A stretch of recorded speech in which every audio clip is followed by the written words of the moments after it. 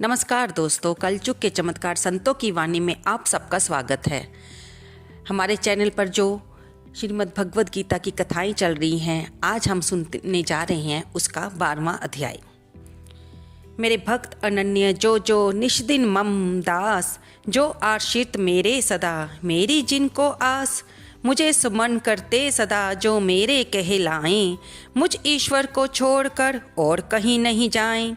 उनकी नैया को सदा करूँ मित्र मैं पार, जिनको है संसार में मेरा ही आधार।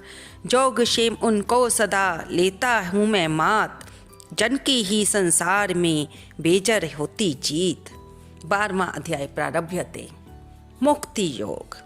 अर्जुन ने पूछा, इस प्रकार जो भगत सदैव योग युक्त होकर आपकी उपासना करते हैं और व्यक्ति परम ब्रह्म को भजते हैं, इन दोनों में कौन श्रेष्ठ योगी है?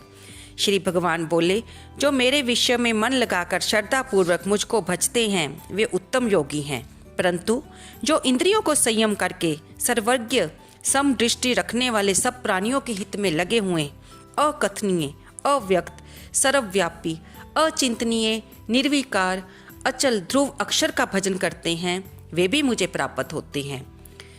अव्यक्त में जिनका चित्त आसक्त है वे कष्ट पाते हैं, क्योंकि अव्यक्त गति को प्राणी कष्ट से पाते हैं। हे पार्थ, जो प्राणी अपने सब कर्मों को मेरे अर्पण करके मेरी शरण आकर अनन्य भक्ति से मेरा ध्यान करते हैं, मुझे पूछते हैं, उन शरण में आए भक्तों का मैं थोड़े ही समय में मृत्यु युक्त संसार से उद्धार कर देता हूँ। मुझ में ही मन रखो, मुझ में ही बुद्धि रखो, तब तुम मुझी में निवास करोगे, इसमें कुछ संदेह नहीं। हे धनंजय, यदि इस समय तुम मुझ में अपने चित्त को लगाने में समर्थ ना हो तो अभ्यास योग द्वारा हमारे पाने के लिए बारंबार यत्न करो। यदि अभ्यास भी ना कर सको तो मेरे उद्देश्य से व्रत आदि करो। यदि तुम मेरे लिए कर्म करोगे तो तुम्हें मुक्ति प्राप्त होगी, और यदि ऐसा भी ना कर सको तो मन को रोक अनन्य भाव से मेरी शरण में आओ और फल की आशा छोड़कर कर्म करो, क्योंकि अभ्यास से ज्ञान उत्तम है, ज्ञान से ध्यान श्रेष्ठ है, और ध्यान से कर्मों के फल को त्यागना श्रेष्ठ है। त्याग से शांति प्राप्त होती है। जो किसी से द्वेष नहीं करता, सबका मित्र है, दयाधारी है, ममता और अहंकार जिसमें नहीं है, सुख दुख को जो समान जानता है, क्षमावान है, संतोषी है, स्थिर चित्त, इंद्रियों को वश में रखता है, दृढ़ निश्चयवान है, मुझ में अपना मन और बुद्धि लगाए हुए है, ऐसा मेरा भगत मुझको प्रिय है। जिसमें ना लोगों का भय है, ना लोगों से जो डरता है, जो ऐसा हर्ष, ईर्ष्या, दुष्टों से भय और विषाद से रहित है, वह मेरा प्रिय है। जो कुछ मिले उसी में संतुष्ट, पवित्र, पक्ष, निष्पाप, दुख रहित, फल ही आशा त्याग कर कर्म करने वाला, ऐसा जो मेरा भगत है वह मुझे प्रिय है।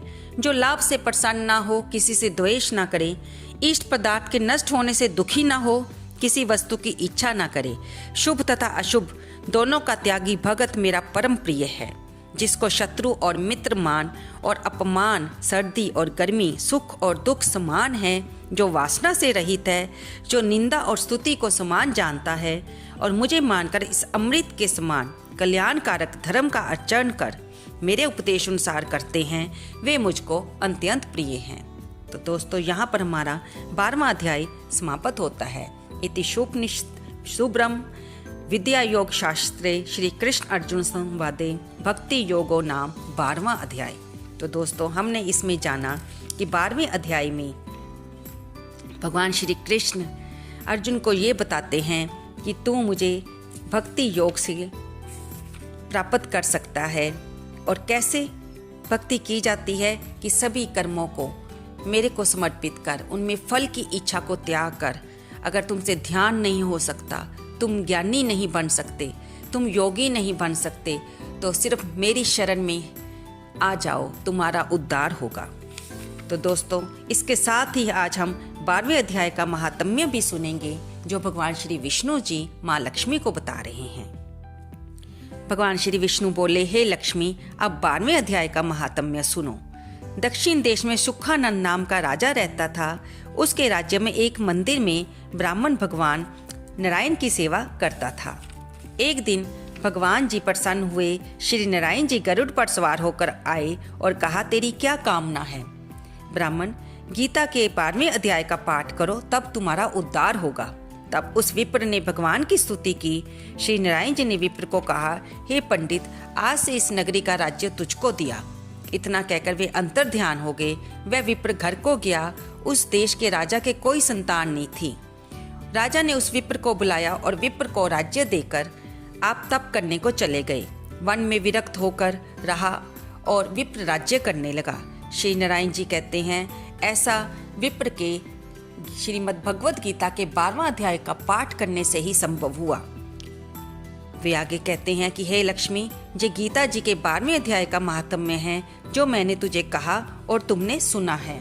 तो दोस्तों, आज फिर हमने हर बार की तरह ये जाना कि श्रीमद् भगवद गीता के अध्याय और उनका महात्म्य कहते, सुनते, पढ़ते सबका उद्धार होता है। आपके लिए वीडियो सुविधा के लिए लाई जाती है कि अगर आप के पास समय नहीं है पढ़ने का, कहने का, तो आप काम करते करते भी इसे सुन सकते हैं और अपना उद्धार कर सकते हैं। कृपया इस वीडियो को लाइक करें, शेयर करें और अगर आप इस चैनल पर नए हैं तो इसे सब्सक्राइब करना तो बिल्कुल ना भूलें। धन्यवाद दोस्तों।